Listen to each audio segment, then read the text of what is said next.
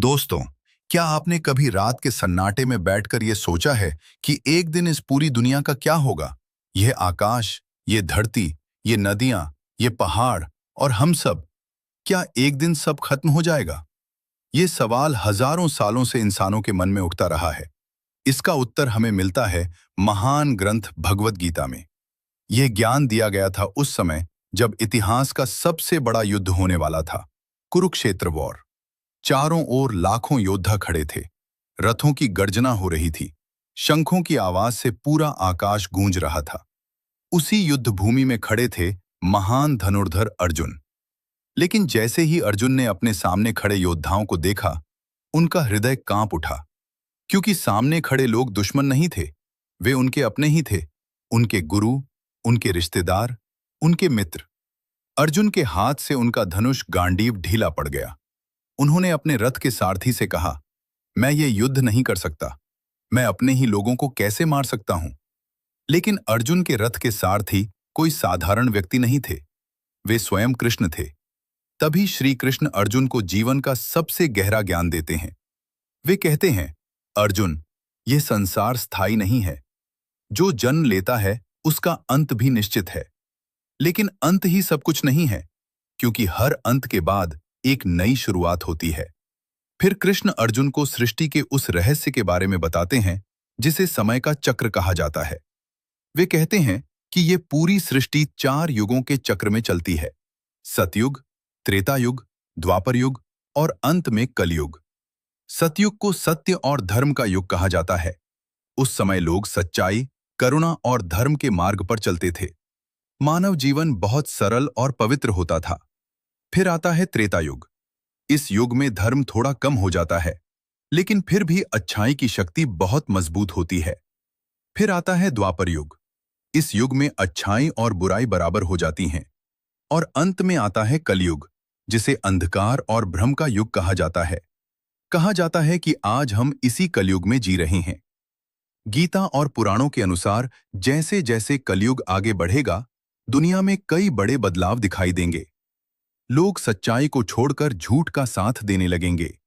धन और लालच इंसान की सबसे बड़ी प्राथमिकता बन जाएगा। रिश्तों में प्रेम कम और स्वार्थ ज्यादा हो जाएगा। लोग अपने माता पिता का सम्मान करना भूल जाएंगे। दोस्ती भी सिर्फ फायदा देखकर की जाएगी। धीरे धीरे मनुष्य प्रकृति का संतुलन भी बिगाड़ने लगेगा। नदियां प्रदूषित होंगी, जंगल कटने लगेंगे और धरती का संतुलन कमजोर होने लगेगा। समाज में अन्याय बढ़ने लगेगा। कमजोर लोगों पर अत्याचार होगा और सच्चाई की आवाज को दबाने की कोशिश की जाएगी। जब अधर्म बहुत ज्यादा बढ़ जाएगा और जब दुनिया में अन्याय अपनी सीमा पार कर देगा, तब भगवान विष्णु एक नए अवतार में प्रकट होंगे। उन्हें कहा जाएगा कल की अवतार। कहा जाता है कि कल की अवतार एक दिव्य योद्धा के रूप में आएंगे। वे एक तेज सफेद घोड़े पर सवार होंगे और उनके हाथ में एक चमकती हुई दिव्य तलवार होगी। उनका उद्देश्य होगा दुनिया से अधर्म और अन्याय को समाप्त करना। जब कल की अवतार अपना कार्य पूरा करेंगे, तब सृष्टि में एक बहुत बड़ा परिवर्तन होगा। पुराणों में इसे प्रलय कहा गया है। प्रलय का अर्थ है पुरानी सृष्टि का अंत। कहा जाता है कि उस समय धरती, आकाश और पूरी प्रकृति में बड़ा बदलाव आएगा। लेकिन गीता हमें एक और गहरी सच्चाई भी बताती है। श्री कृष्ण अर्जुन से कहते हैं, अर्जुन, तुम जिस मृत्यु से डर रहे हो, वह वास्तव में अंत नहीं है, क्योंकि आत्मा कभी नहीं मरती।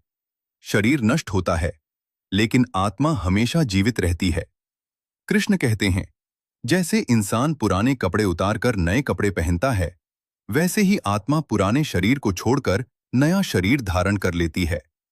इसी तरह सृष्टि भी समय समय पर समाप्त होती है और फिर एक नई सृष्टि का जन्म होता है। इसका मतलब यह है कि दुनिया का अंत वास्तव में एक नई शुरुआत होती है। यही कारण है कि गीता हमें डरने के लिए नहीं कहती, बल्कि यह हमें सिखाती है कि हमें अपने जीवन को सही तरीके से जीना चाहिए। हमें हमेशा धर्म, सच्चाई और अच्छे कर्मों का मार्ग चुनना चाहिए, क्योंकि अंत में वही इंसान सच्ची शांति और मुक्ति प्राप्त करता है, जो सच्चाई के रास्ते पर चलता है। अगर आपको ऐसी ही रोचक और रहस्यमयी धार्मिक कहानियां सुनना पसंद है, तो हमारे चैनल को लाइक और सब्सक्राइब जरूर करें और कमेंट में जरूर बताएं अगली बार आप किस विषय पर कहानी सुनना चाहते हैं। धन्यवाद।